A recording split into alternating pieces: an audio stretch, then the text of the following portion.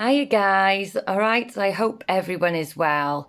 Firstly, I just want to apologise that in terms of our live videos and just videos in general, that I haven't been very involved so much over the last few weeks. I've very much been on the group, spending a lot of time replying to messages and answering questions. But I've had an awful lot going on in my personal life as well that has just taken up huge amounts of my time.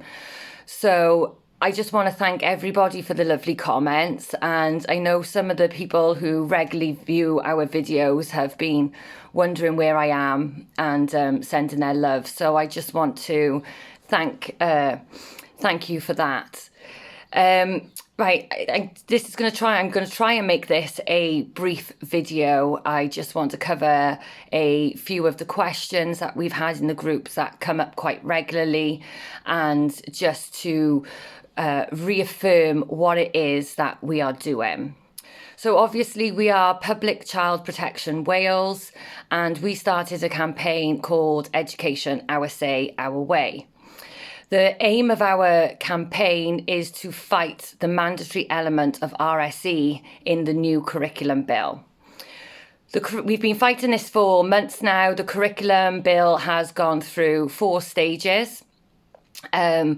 We have sent many letters to the government asking for certain evidence, for example, who's been involved in writing this curriculum, etc. We had a petition. The petition went to the petitions committee where it was discussed. And normally what would happen is when a petition comes in, this then has to be discussed. Unfortunately, it seems that none of our questions and none of the questions from those who are in the petitions committee at the Senedd have been addressed. They haven't even been addressed, never mind answered. So it's just kept rolling through. It's gone through fast, and the curriculum bill has now passed. So this means that in September 2022, the whole of Wales will be getting a new curriculum. That curriculum will have 4 mandatory subjects: English, Welsh, RVE, which is Religious Values and Ethics, and RSE, Relationships and Sexuality Education. To cover some confusion, RSE is different to PHSE.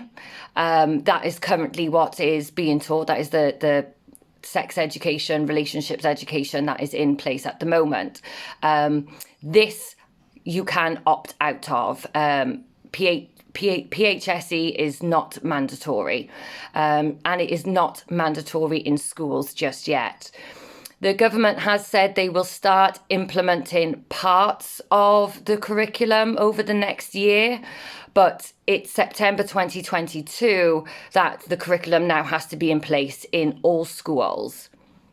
So we are fighting that mandatory element because the new curriculum bill states that RSE will be mandatory from age 3, and it removes any parental rights to opt your child out of these lessons. Now, why is this important? Well, for us, we are all individual. We have all got different beliefs, and we've all got different ways that we want our children to learn. And we know our children the best in terms of age appropriate and developmental appropriate. We've got concerns over the use of words of age appropriate and developmental appropriate, because this can really only be analysed on a one-to-one basis. So it's very difficult when you have a classroom which is very diverse in its ages. As you will know, there is like a full 11 months difference between the youngest child and the oldest child in a class. And in primary, this can be, this is a large gap. So to aim a education on a whole classroom and say that it's age appropriate, we're having difficulty understanding and seeing how that may be.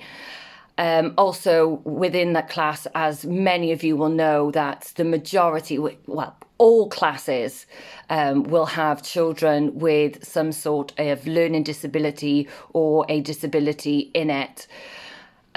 So we are fighting that. We want the mandatory element removed. We are not against sex education. In fact, we would be massively for sex education, and we are hugely passionate about safeguarding children against abuse.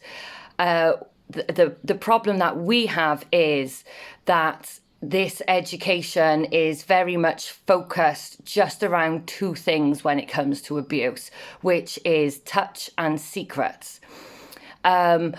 We have concerns that teaching children about good touch and bad touch, as well as teaching them to how to consent at the same time, can actually put in place many barriers to disclosure instead of actually allowing children to speak out.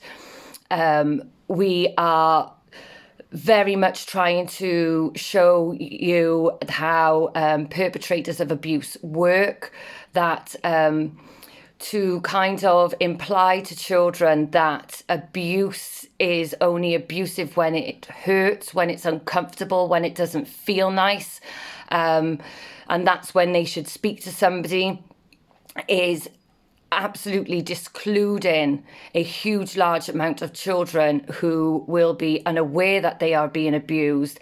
They are not being hurt, and the touch that they may be having is not uncomfortable and in fact can feel pleasurable. So we're trying to raise awareness on how this states that it's going to be protecting against abuse, and we're trying to point out actually there's many faults in this where it is not going to safeguard children and in fact can put more children in danger. We are fighting the UNESCO and the World Health Organization's involvement in our curriculum. So again, for those who need to be familiarised, in 2017, the UK government was approached by stakeholders. Some of those stakeholders include the Family Planning Association, Durex, Brooke, Bish. They approached our UK government with a document, which was the 2010 WHO standards. They promoted this document as part of the sexuality agenda for 2030, that this was going to be a global mandatory sex education. The government then signed up to this and agreed in 2017 that they would roll out this global sex education. Fast forward to I don't know when I don't know the date that it came into England, started being rolled out in not England, Scotland. I do need to check that. For England, for just to clarify any confusion, for England, this curriculum, this RSE came into play for September 2020. However, due to COVID, they've also allowed that it can be delayed until September 2021. In England, at the current moment in time, primary parents can opt out of the sex element of the RSE. However, we would strongly advise that you still look at the guidance, because even though the sex part has been removed, there's also stuff in the relationships parts, which is mandatory, which is also for us concerning and could be damaging to children. I don't want to go into too much of that now because we can do that on another time. So I just want to clarify that for England. So England at the moment, parents do have an opt-out of the sex element of RSE. In terms of Wales, there will be no opt-out for parents. So mandatory from age 3, no opt-out. We are fighting this. The document that our UK government, that our Welsh government, that Kirsty Williams has put into our curriculum bill, that is mentioned in the consultation reports and mentioned throughout government documentation, is that UNESCO will be setting the RSE code for Wales. UNESCO, the 2018 document, is a revised document of the 2010 WHO document and also the 2009 UNESCO document. Now, the UNESCO guidance and framework, again, it states in the UNESCO document that this is a global rollout. It states to refer to Agenda 2030, that is a worldwide agenda where all the governments come together and they speak about the future plans, and the 2030 agenda is then showing what how they want things to look by 2030. Part of that is sexual reform, which states that they want mandatory, comprehensive sexuality education around the world. And that is what UNESCO is. UNESCO is a comprehensive sexuality education, and it is already taught in 52 countries. So we have a problem with this because our government, Kirsty Williams, has been telling us that our RSE, the new curriculum, will be Welsh, that it is being written by everybody in Wales, including Welsh parents, Welsh teachers, Welsh schools, and Welsh children.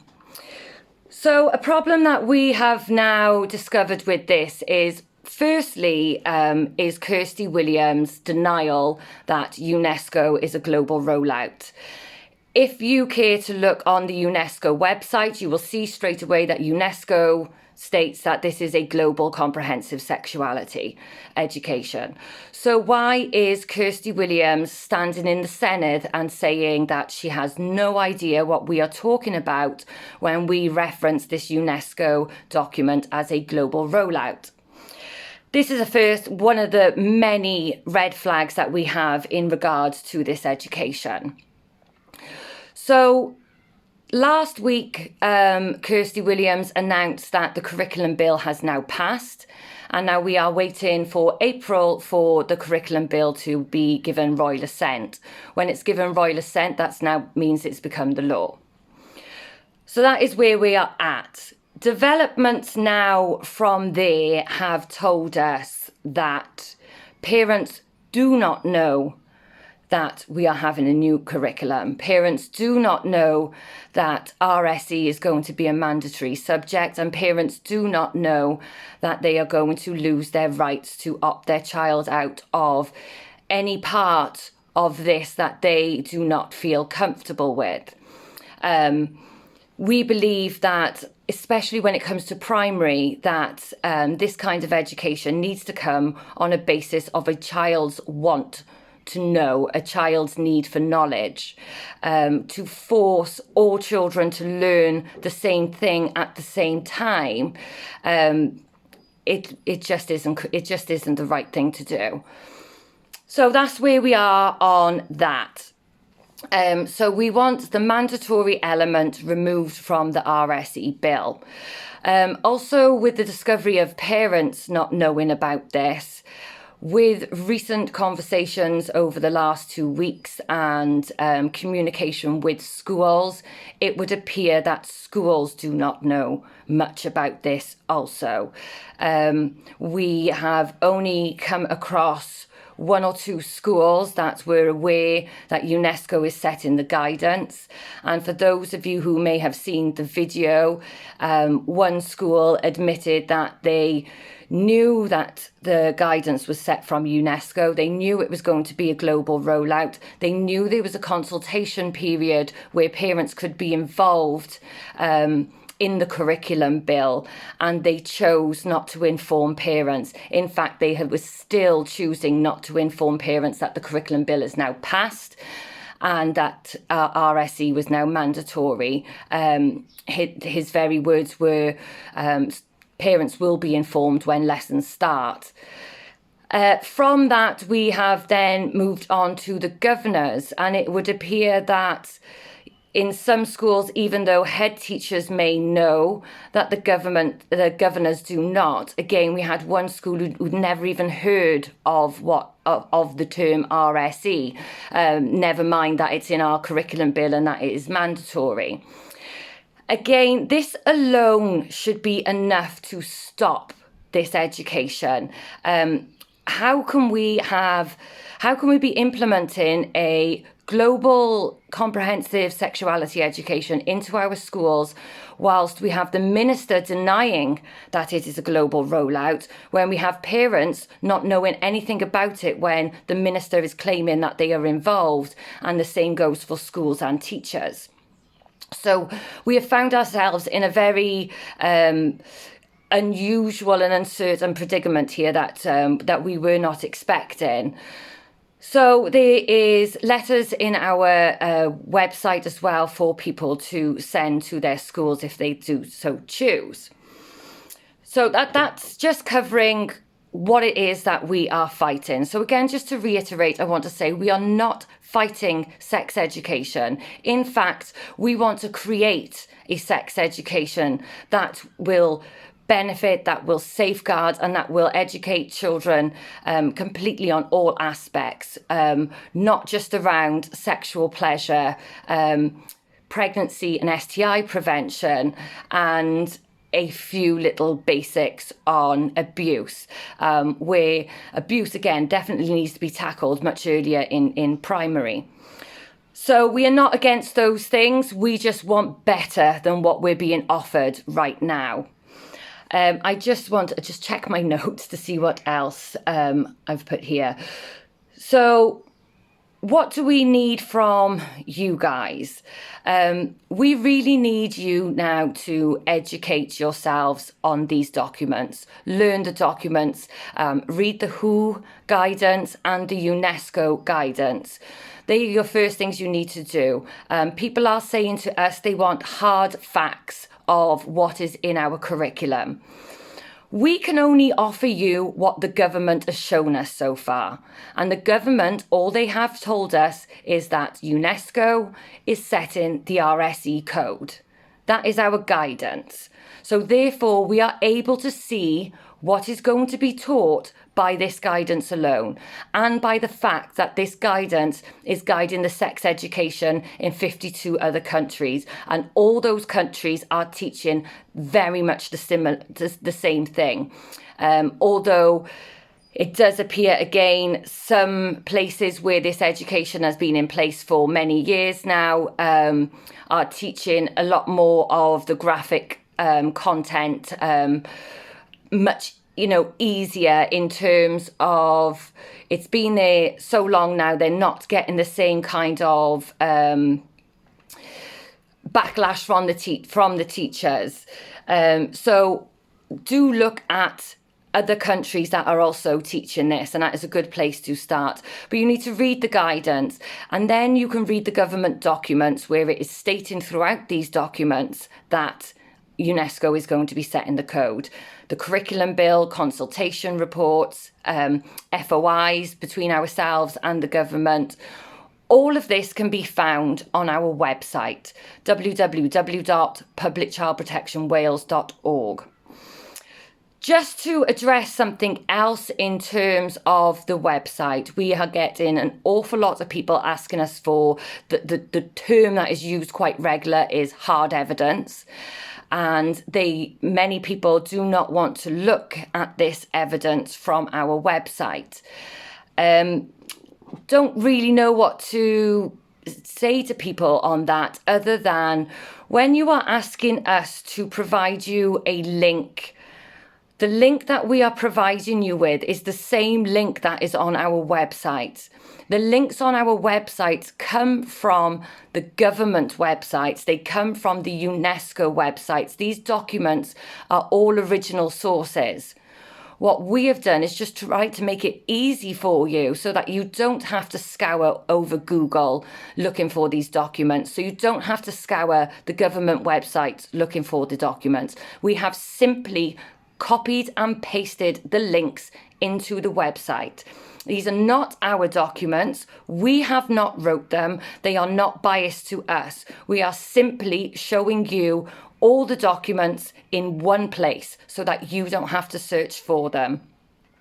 We also do have some of our own videos under the resources on that, as well as the footage from Senedd TV Live of the Petitions Committee discussing our petition, and as well as Kirsty Williams debating the RSE in the Senedd. So we are not being rude when we are directing you to the website, but as you can imagine, for us to reply to each person individually with an individual link each time, it is hugely time consuming for us, and we have got so much work to do in terms of spreading awareness, finding out where we stand legally, what steps do we take next. There's an awful lot of work going on behind the scenes. I know many of you are not confident and are unsure when you are being hit back with questions and comments. This is why it's vitally important for you to educate yourself now and learn these documents. It's not a 1 hour job. I wish it was.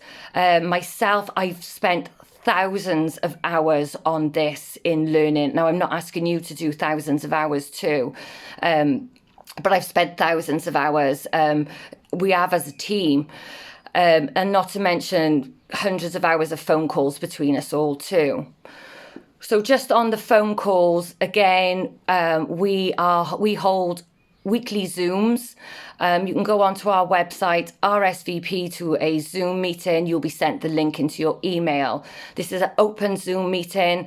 This is for you to be able to ask questions, for us to show you things, to speak to you, to teach, because we find that most people learn a lot better when actually involved in a two-way conversation with somebody else, and this is the best way to learn.